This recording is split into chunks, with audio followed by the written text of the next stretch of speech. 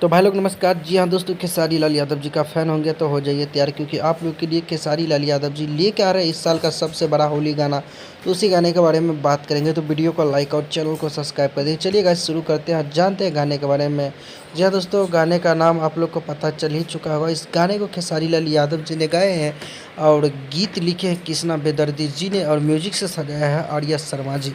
पहले इस गाने को जो है कल सुबह में बदनाम इंटरटेनमेंट यूट्यूब चैनल के माध्यम से इस गाने को रिलीज़ किए जाएंगे। तो अपना प्यार और सपोर्ट गाने को ज़रूर दिखाइएगा और चैनल को सब्सक्राइब करके रखिएगा।